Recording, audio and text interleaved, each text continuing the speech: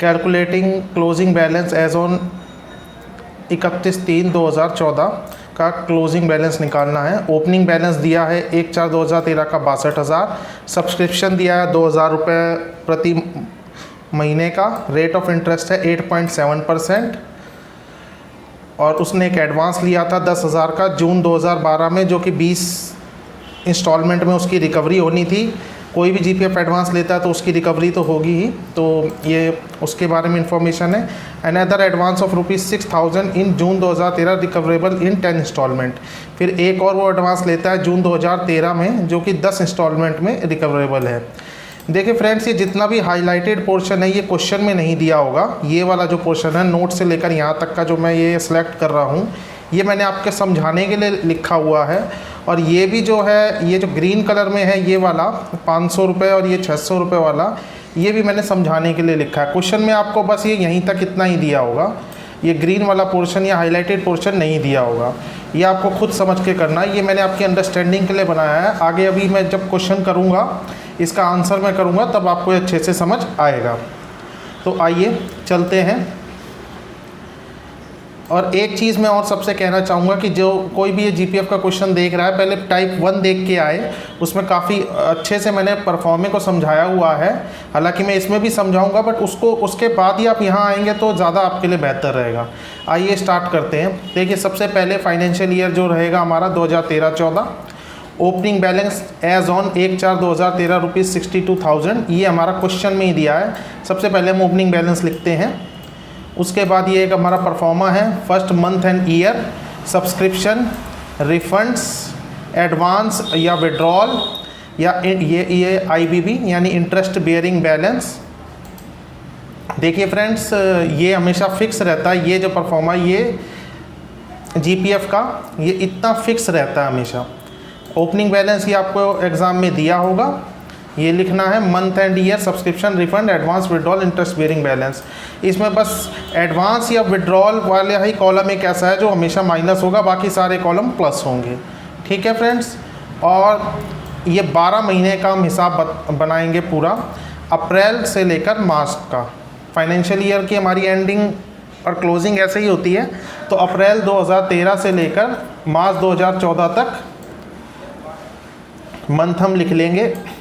सबसे पहले हम सब्सक्रिप्शन देखेंगे। सब्सक्रिप्शन के बारे में क्वेश्चन में क्या क्या दिया हुआ है, तो आइए देखते हैं कि सब्सक्रिप्शन कितनी बार उसका घटा है, बढ़ा है, क्या उसने सब्सक्रिप्शन में चेंज किया है, कभी स्टॉप हुआ है, नहीं हुआ है। तो देखिए, सब्सक्रिप्शन में फ्रेंड्स इसमें ज़्यादा कुछ नहीं दिया है, बस सिंपल उसने दे दिया है कि सब्सक्रिप्शन जो है 2,000 रुपये पर महीना। और क्वेश्चन में कहीं नहीं दिया कि सब्सक्रिप्शन उसने इंक्रीज़ किया, डिक्रीज़ किया, या उसका सब्सक्रिप्शन रोका गया। तो इसलिए मतलब कि सिंपल है कि 12 के 12 महीने में 2-2 हज़ार रुपये सब्सक्रिप्शन डाल देंगे। ये हमने 2-2 हज़ार रुपये सब्सक्रिप्शन 12 के 12 महीनों में डाल दिया। फिर आता है हमारा रिफ़ंड का कॉलम। देखिए, वो जो सारा मैंने हाईलाइट जितना भी कुछ किया हुआ है, वो सभी कुछ इस रिफ़ंड को समझाने के लिए किया है। इसमें बच्चे बहुत गलतियां करते हैं, बट आज आप ये वीडियो देख लेंगे तो आप ये कभी गलती नहीं करेंगे।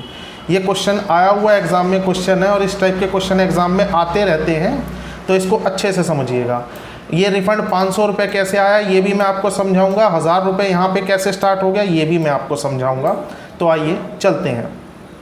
रिफ़ंड देखिए जी, उसी चीज़ का आएगा जो आपने एडवांस लिया है। सब आइए फिर देखते हैं इसने एडवांस कितनी बार लिया। देखिए, ऊपर वाला इतना तो हमारा हिस्सा लगभग कंप्लीट हो चुका है। रेट ऑफ इंटरेस्ट का अभी हमें ज़रूरत नहीं है, एंड में जब ज़रूरत पड़ेगी तब रेट ऑफ इंटरेस्ट भी यूज़ होगा। उसने 2 एडवांस लिए हैं।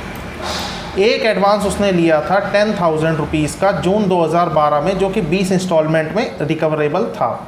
20 इंस्टॉलमेंट में 10,000 रुपये की रिकवरी करनी थी। तो मतलब 10,000 रुपये को अगर हम 20 से डिवाइड करेंगे तो 500 रुपये पर मंथ की इंस्टॉलमेंट हमारी बनती है, जो कि मैंने यहाँ लिखी है।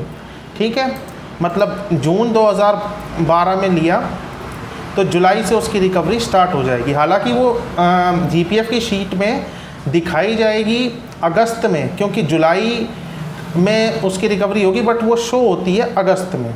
ठीक है। एक दूसरा एडवांस भी लिया था 6,000 का, वो लिया था जून 2013 में। अभी हम इसकी बात नहीं करते, पहले मैं ऊपर वाले एडवांस की बात करता हूँ, जो उसने 10,000 रुपये लिए जून 2012 में, 20 इंस्टॉलमेंट बनती थी 500 रुपये पर इंस्टॉलमेंट। तो उसकी जुलाई से कटनी स्टार्ट हुई है, तो जुलाई से लेकर मार्च तक उसकी 500 रुपये कटे हैं। फिर अप्रैल में 500 आ गए, मई में भी 500 आ गए, जून में भी 500 आ गए और जुलाई में भी 500 आ गए। देखिए यहाँ कॉन्सेप्ट है, यहाँ क्या कॉन्सेप्ट है, उसने 6000 रुपये का एडवांस लिया है। देखिए एडवांस मैंने यहाँ लिख दिया है, ये एडवांस आपको एग्ज़ाम में लिखने की ज़रूरत नहीं है, वो अंडरस्टूड होता है, मैंने सिर्फ समझाने के लिए लिखा है। जून 2013, ये जो 500 रुपये की रिकवरी चल रही है, ये तो हमारे पिछले 2012 में जो उसने एडवांस लिया था उसकी रिकवरी चल रही है। ये 6000 का एडवांस इसने लिया है जून में, तो जुलाई में इसकी रिकवरी स्टार्ट हुई होगी, तो अगस्त में इसकी रिकवरी, अगस्त से इसकी रिकवरी शो करेंगे। जुलाई में इसकी रिकवरी स्टार्ट हो गई होगी बट शो अगस्त से होगी, एक मंथ छोड़ के। ये बात एक तो आपको याद रखनी है। दूसरी बात, अब बहुत से बच्चे ये सोचेंगे कि सर 6000 एडवांस जून में लिया, आप कह रहे हैं कि जुलाई से रिकवरी स्टार्ट हुई है उसकी, तो हम जुलाई में ना दिखा के अगस्त में क्यों दिखा रहे? देखिए क्योंकि जुलाई में उसका सब्सक्रिप्शन कह रहा हूँ, जो भी उसका एडवांस की रिकवरी बनी होगी वो जुलाई में जब कटनी चालू होगी, बट वो शो अगस्त के मंथ में ही करेगी। ठीक है, अब देखिए सबसे पहले हमें ये देखना है कि जो जून 2012 में इसने 10,000 रुपये का लिया था, ये इसकी कितनी किस्तें आ चुकी हैं टोटल अभी तक, जून 2013 तक, सॉरी जुलाई 2013 तक। सिंपल सी बात है, जुलाई 2012 से रिकवरी स्टार्ट हुई और जुलाई 2013 तक रिकवरी आ रही है 500 रुपये महीना की, मतलब कि पूरे एक साल की रिकवरी हो गई। 12 मतलब 500 रुपये महीना के हिसाब से 12 महीने, जुलाई 2012 से जुलाई 2013 तक 12 रिकवरी हो गई, मतलब 6000 रुपये उसके रिकवर हो चुके। 4000 बैलेंस है, 4000 अभी तक बैलेंस है यहाँ तक, जुलाई 2013 तक। तो बाकी 4000 भी हमें रिकवर करने हैं, मगर अब उसने 6000 रुपये का एडवांस और ले लिया। अब बच्चे यहाँ क्या गलती करते हैं, देखिए अब ये 6000 की रिकवरी है, यहाँ पे लिखा है कि ये 10 इंस्टॉलमेंट में लेनी है, मतलब कि 600 रुपये की रिकवरी बनी। अगर ये हम 6000 को बने, ठीक बात है, और पिछली 500 की चल रही थी, तो भाई 500 वाली भी होगी, 600 वाली भी होगी, तो 600 + 500 1100।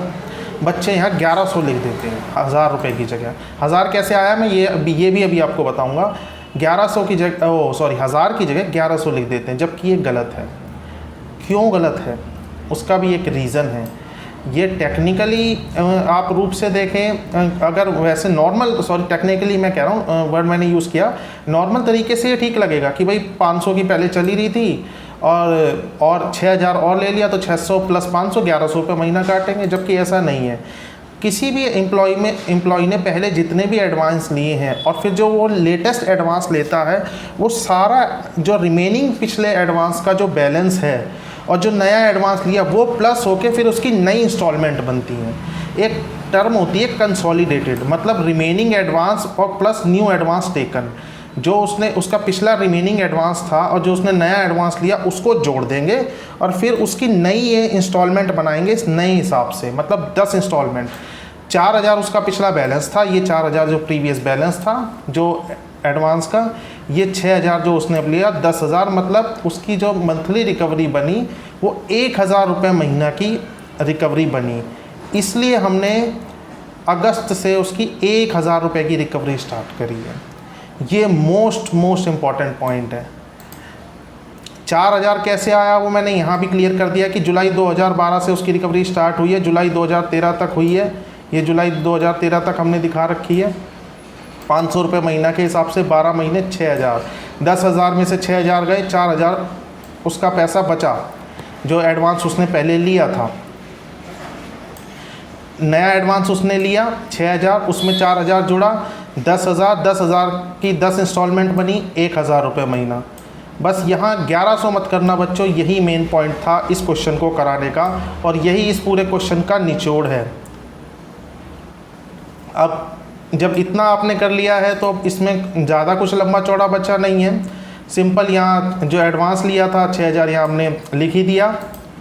जुलाई में तो उसकी पैसे कटे होंगे बट शो होंगे अगस्त से, इसलिए कंसोलिडेटेड जो आया वो अगस्त से आया। पिछला भी एडवांस और ये वाला भी एडवांस जोड़ के ये पूरा लिख देंगे ऐसे ही यहाँ 6,000। उसके बाद तो उसने कोई एडवांस या विड्रॉल नहीं लिया है, नहीं जी, अब उसने इस क्वेश्चन में कुछ नहीं लिया है। अब हम आगे करेंगे। आईबीबी में क्या आएगा, ओपनिंग बैलेंस में सब्सक्रिप्शन जोड़ेंगे 2,000 प्लस 500 रुपये रिफंड के जोड़ेंगे 64,500, फिर 2,500 जोड़ेंगे 67,000, फिर 2,500 जोड़ेंगे और 6,000 माइनस करेंगे। मैंने जैसे आपको शुरू में बताया था एडवांस या विड्रॉल हर केस में हमेशा बस एक यही एक ऐसा कॉलम है जो हमेशा माइनस होगा। 6,000 माइनस होके 63,500, फिर 2,500 प्लस 66,000, 3,000 प्लस 69, फिर 3 प्लस 72, फिर 3 प्लस 75, ऐसे 3 जुड़ के इसका टोटल कर देंगे। देखिए फ्रेंड्स, ये आपका सही बन गया तो आपका क्वेश्चन में कोई दिक्कत नहीं। अब आप आराम से आगे कर लेंगे। अब तो सिंपल बस एक फॉर्मूला है, उसमें आपको पुटअप करना है और क्लोजिंग एंट्रीज आपको दिखानी है। आइए आगे चलते हैं। इंटरेस्ट का फॉर्मूला क्या होता है जीपीएफ का, टोटल आईबीबी इंटू में R/100 इंटू में 1/12।